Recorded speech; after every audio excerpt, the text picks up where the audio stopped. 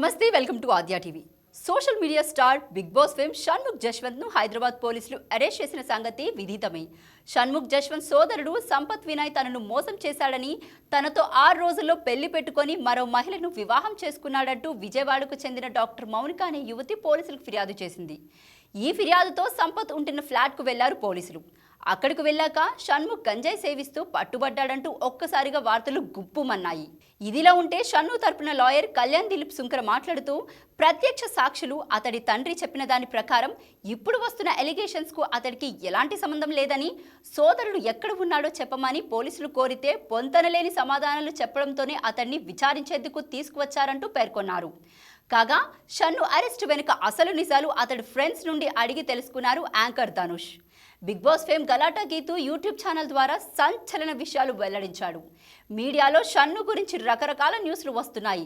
షణ్ను మోసం చేసిన అమ్మాయి కంప్లైంట్ చేసిందని, గంజాయి డ్రగ్స్ తీసుకుందంటూ దొరికిపోయాడంటూ వార్తలు వస్తున్నాయి. అసలు నిజాలు ఏంటని షణ్ను నాకు కామన్ ఫ్రెండ్స్ను అడిగితే అసలు విషయాలు తెలిసాయి. బుధవారం రాత్రి మౌనిక పోలీసులకు ఫిర్యాదు చేసింది. సంపత్ వినయ్ను పట్టుకుందామని పోలీసుల్ని అతడి ఫ్లాట్కు తీసుకెళ్లింది. షణ్ను రెడ్ హ్యాండెడ్గా గంజాయి తీసుకున్నాడంటూ దొరికిపోయాడు.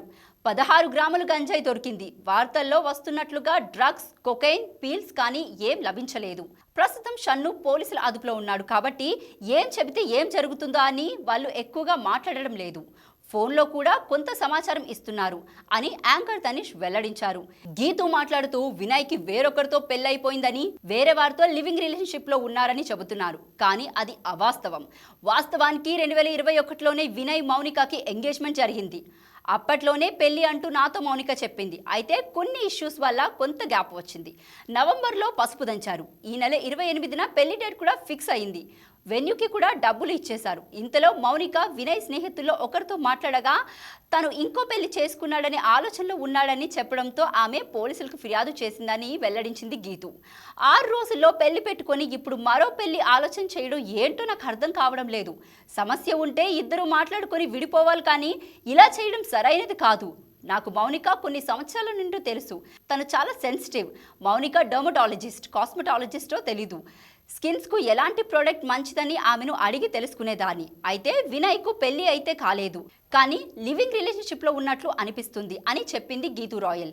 ఇంకా కొన్ని అభిప్రాయాలను కూడా పంచుకున్నారు గీతూ రాయల్ అండ్ ధనుష్.